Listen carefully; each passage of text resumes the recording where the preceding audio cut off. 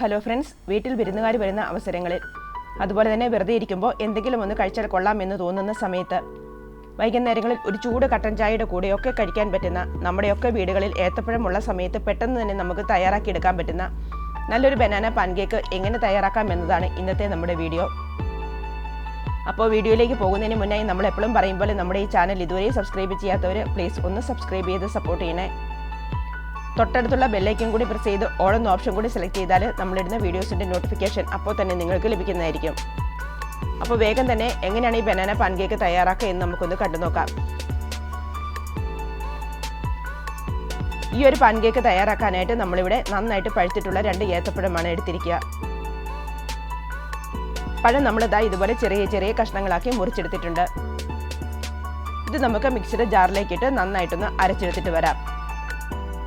അപ്പോൾ പഴം നമ്മളിതാ ഇതുപോലെ നന്നായിട്ട് അരച്ചെടുത്തിട്ടുണ്ട്. ഇനി ഇതിലേക്ക് നമുക്ക് ബാക്കി വേണ്ടുന്ന കാര്യങ്ങൾ കൂടി ചേർത്ത് കൊടുക്കാം.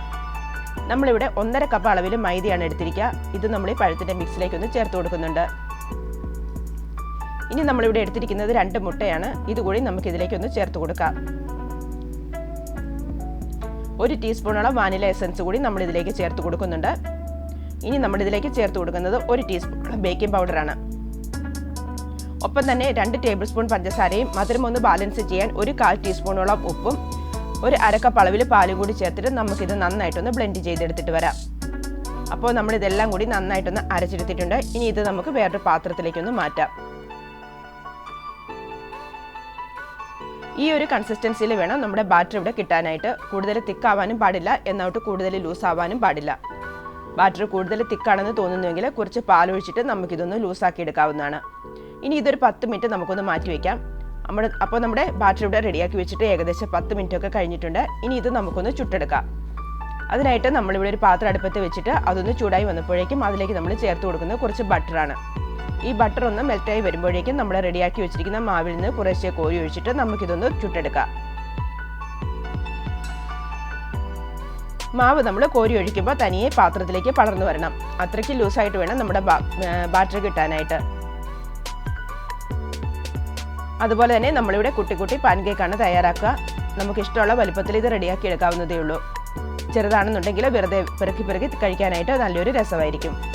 കുഞ്ഞുങ്ങൾക്കൊക്കെ ആണെന്നുണ്ടെങ്കിൽ ചെറിയ പാൻകേക്ക് ആയിരിക്കും എപ്പോഴും ഇഷ്ടാവുക. ഇതിൻ്റെ ഒരു വശമൊന്ന് പാകത്തിനായി വരുന്ന സമയത്ത് ദാ ഇതുപോലെ നിറച്ച് ഹോൾസ് ഉണ്ടാവും. ഈ ഒരു സമയത്ത് നമുക്കിതൊന്ന് തിരിച്ചിട്ട് കൊടുത്തിട്ട് മറുവശം കൂടി ഒന്ന് വേവിച്ചെടുക്കാം.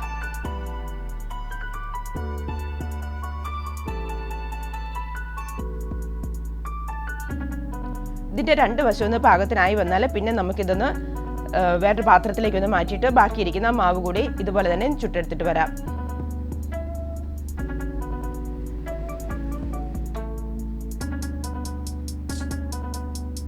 അപ്പോൾ നമ്മുടെ കുട്ടി പാൻകേക്ക് ഇവിടെ റെഡിയാണ്. ഇത് ഉണ്ടാക്കിയെടുക്കാൻ വളരെ എളുപ്പമാണ്, കഴിക്കാൻ അതിലേറെ ടേസ്റ്റുമാണ്.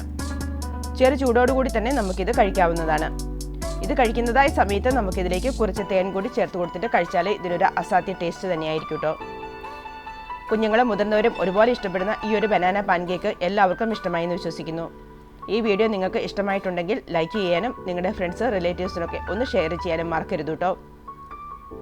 അപ്പോൾ സാധിക്കുന്ന എല്ലാവരും ഇതൊന്ന് ചെയ്ത് നോക്കുക. ചെയ്ത് നോക്കിയിട്ട് അഭിപ്രായങ്ങൾ പറയുക. പുതിയ വീഡിയോയുമായി നമുക്ക് വീണ്ടും കാണാം. താങ്ക്